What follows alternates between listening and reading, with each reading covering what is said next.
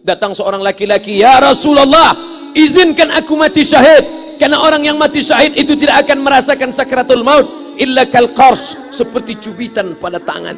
Izinkan aku mati syahid, karena kalau aku mati syahid tidak akan ada azab kubur. Izinkan aku mati syahid, karena kalau aku mati syahid tidak akan ada hisab, langsung masuk surga." Nabi bertanya, "Alaka min ummin, ibumu masih hidup? Ibumu ada di rumah?" "Ya." "Ilzam rijlaiha fathammal jannah." Urus tapak kakinya, akan kau dapati surga di sana.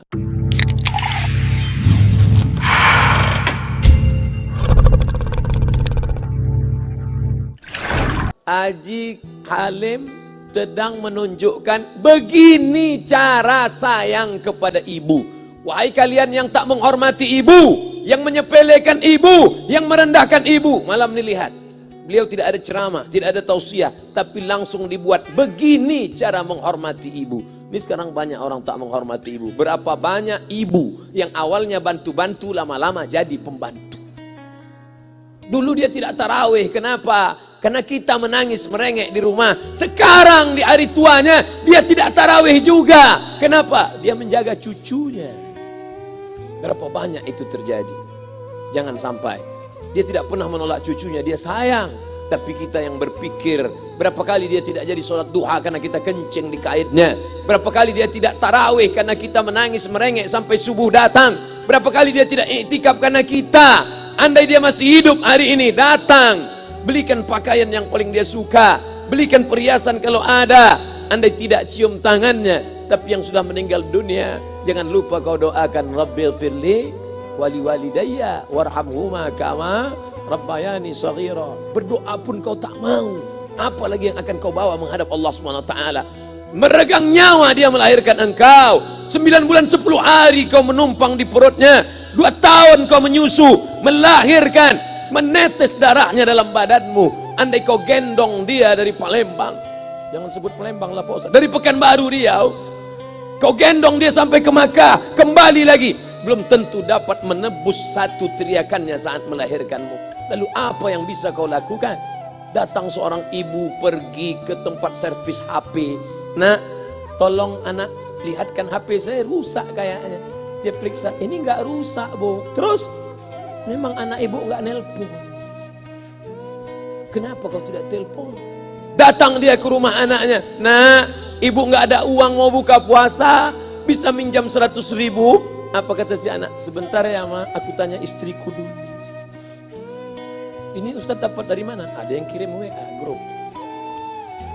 Jadikan ibumu seperti raja, maka rezekimu akan diberikan Allah seperti rezeki raja-raja. Bukan hadis, dapat dari grup WA. Ini ibu minta terus sholat tarawih, tapi sang anak sudah tidak bisa. "Aku mau hentikan saja sholat tarawih ini, karena mau buat tenda ini tidak bisa. Tiangnya bambu, sudah bocor. Kita stop saja sholat tarawih bersama ini." Apa kata si ibu? "Buatlah sholat tarawih terus, nanti Allah akan berikan engkau gedung yang besar. Dengan gedung besar itu kau akan tetap sholat tarawih." Mana gedung besar itu? Inilah dia gedung besar. Langsung dikabulkan Allah Subhanahu wa taala. Karena setelah Allah langsung orang tua. "Wa qadha rabbuka alla ta'budu illa iyyah." Allah sudah wajibkan engkau menyembah Allah. Setelah Allah, "Wa bil walidaini ihsana." Kedua orang tua. Jangan kau lawan ibumu. Anak-anakku, jangan kau lawan ibumu.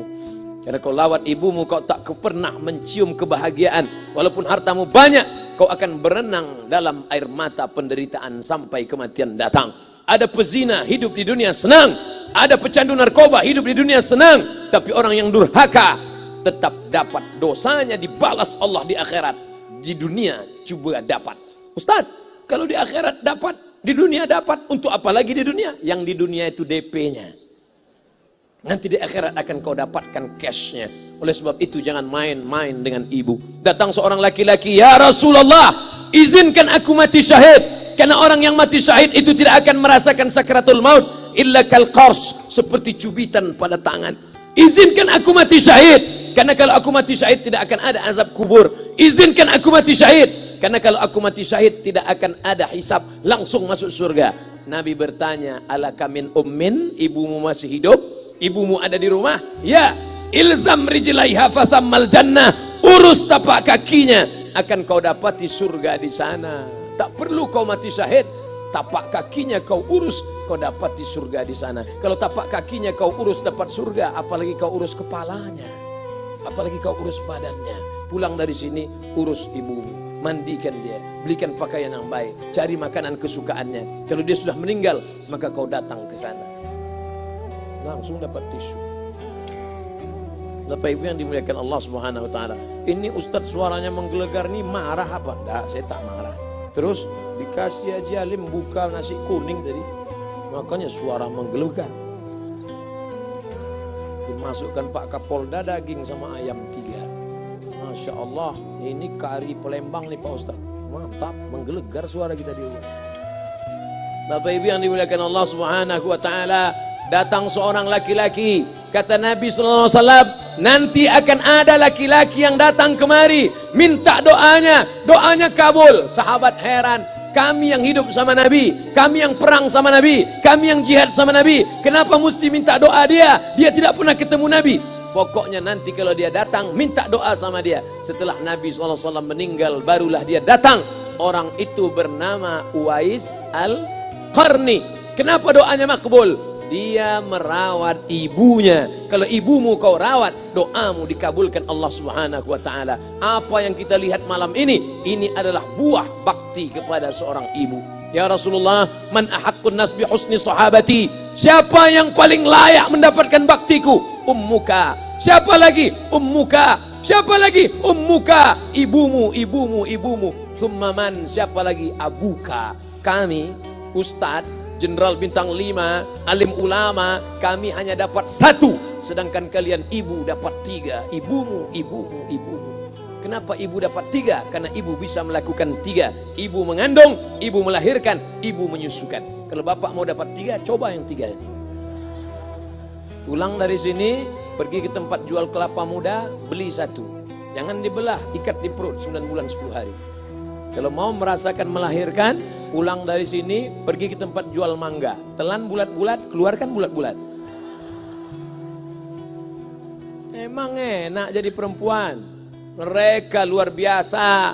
Tanya ibumu, berapa kali dia meninggalkan puasa Ramadan? Saat mengandung engkau, 30 hari dia tak puasa. Saat menyusukan tahun pertama, 30 hari dia tak puasa. Saat menyusukan tahun kedua, 30 hari dia tak puasa. Saat dia mau ganti qadha tahun berikutnya, adik mau menyusul. Hari ini dia belum mengqadha puasanya, dia terhutang di hadapan Allah. Lalu apa yang bisa kau lakukan? Malam ini betul-betul disadarkan. Alhamdulillah, ibu saya masih hidup, umurnya 70 tahun. Saya akan pulang dari kajian malam ini. Nampaknya malam ini saya yang ceramah, saya yang tausiah, tapi saya mengambil pelajaran. Pulang dari sini saya akan lebih sayang pada emak saya. Saya lebih cinta kepada ibu saya. Saya malu, saya hanya pandai berceramah, berkata, tapi orang sudah mengamalkannya langsung. Haji Alim membelikan gelang ibunya 2 kali sampai 4 kali setahun. Gelang cincin. Sudah dibelikan 2 bulan, hilang. Kemana? Ada orang susah tadi aku kasih. Ternyata itu yang membuat rezeki melimpah ruah. Maka rezeki buah yang sudah matang harus kita joloknya dengan apa? Dengan berbakti kepada ibu. Bapak Ibu yang dimuliakan Allah, saudara-saudaraku yang dimuliakan Allah Subhanahu wa taala. Ibu ini luar biasa. Sampai-sampai ibu, Ustaz jangan nunjuk pakai tangan kiri lah. Oke, pakai kanan. Ibu, andai ngomong ibu salah, tetap dikabulkan Allah Subhanahu wa taala. Ada seorang ibu memanggil anaknya, "Ya Juraij, wahai Juraij." Anaknya sedang beribadah.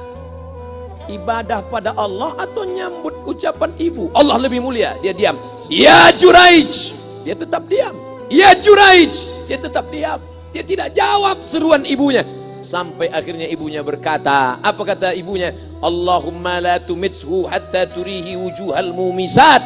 Jangan matikan Juraij sebelum matanya melihat wanita, maaf, tunasusila. Jangan matikan Juraij sebelum matanya melihat wanita tunasusila, WTS-PSK, orang nakal, orang jahat. Tidak mungkin ahli ibadah matanya melihat orang jahat. Tapi takdir berkata lain. Tak lama setelah ucapan sang ibu, ada seorang WTS PSK hamil, tidak diketahui suaminya, ditangkap, ditanya, siapa yang menghamilimu? Apa kata si perempuan? Yang menghamiliku adalah Juraij. Sampai Juraij ketika difitnah, perempuan wanita susila itu ditanya, siapa yang menghamilimu? Ternyata dia berkata, Juraij. Akhirnya mereka menangkap Juraij. Juraij, ternyata engkau selama ini pura-pura saja menjadi pelaku ibadah. Engkau ternyata sudah menghamili perempuan ini. Mereka menghancurkan tempat ibadah Juraij. Tapi kemudian Juraij sabar. Dia katakan, nanti tunggu anak itu lahir, kalian baru tahu. Setelah tak lama anak itu pun lahir. Dan mereka bertanya kepada anak kecil yang belum bisa bicara, ya gulam, wahai anak kecil, man abuka, who is your father? Siapa bapakmu? Hai anak kecil, siapa bapakmu? Juraij menusuk pusar anak itu dengan telunjuknya. Dia mau tunjukkan kepada orang ramai bahwa dia tidak salah, dia tidak pezina, dia tidak melakukan perbuatan dosa. Ya gulam, hai anak kecil, man abuka, siapa bapakmu? Apa kata anak kecil itu? Cowboy. Ko sapi, boy penjaga sapi, pengembala sapi. Bapakku pengembala sapi. Barulah orang Yahudi tahu ternyata Ra'il Ghanam yang menghamili PSK perempuan jahat tadi adalah penggembala sapi. Lalu kenapa fitnah itu terjadi? Allah mengabulkan doa si ibu sebelum Juraij mati. Matanya pernah melihat wanita tuna susila. Oleh sebab itu ibu jangan sampai kalau marah sama anak memanggil anak dengan kata-kata yang tak baik. Setan, hantu. Kalaupun marah panggil dia, calon wali kota. Sini sebentar. Kalau marah betul, calon gubernur. Sini sebentar. Doa ibu dikabulkan Allah Subhanahu wa taala. Saya setahun setiap bulan Februari ceramah di Kuala Lumpur seminggu. Kuala Lumpur, Selangor, Sarawak, Kuching, kemudian Malaka, Ipoh, Negeri Sembilan. Ketika saya tausiah datang ibu-ibu makcik Malaysia. Assalamualaikum. Waalaikumsalam. Ustaz Somad. Ya. Saya nak jumpa dengan emak Ustaz. Loh, ngapa jumpa emak saya? Jumpa saya lah. Ustaz pasti dididik oleh seorang ibu. Saya ingin jumpa ibu Ustaz. Saya sangka dia mau jumpa saya. Ternyata ibu di tengah para habaib, diambil diri seorang profesor, dibalik diri seorang gubernur, wali kota, Kapolda. Di dalam diri mereka ini adalah orang-orang luar biasa, tapi dilahirkan oleh perempuan-perempuan yang super luar biasa. Betul? Mereka ini semua dibesarkan perempuan. Makanya ada ungkapan al-jannatu tahta aqdamil ummahat, surga di bawah telapak kaki ibu. Tapi ada yang mengatakan itu dulu Pak Ustaz, sekarang sudah berubah, surga di bawah telapak kaki babysitter. Karena banyak yang menitipkan anaknya kepada penitipan anak. Jangan bu, walaupun kau wanita karir, tidak seberapa itu. Tidak dapat kau tebus kehilangan masa-masa manja mereka dengan pendidikan. Ini banyak ibu-ibu sekarang sudah tidak lagi mengurus anaknya. Padahal 6 tahun pertama, the golden age, usia emas, ibu harus ikat hubungan emosional dengan anak. 2 tahun pertama, susukan. 2 tahun kedua, lompat-lompat, lari-lari, lucu-lucu. 2 tahun ketiga, mulai menghafal surat-surat pendek. Umur 7 tahun, baru dia sholat. Begitu. Sekarang banyak. 2 tahun pertama, dia titipkan ke Al-Baqarah, sapi betina. 2 tahun kedua, dia titipkan ke PAUD dan BUUD. 2 tahun ketiga, dia titipkan ke TK. Akhirnya anak putus kontak. Setelah anak remaja, baru ibunya nanya, Ustadz, kenapa anak saya lebih mau curhat sama pacarnya daripada sama saya? Karena anak sudah lost contact, putus hubungan dengan ibu.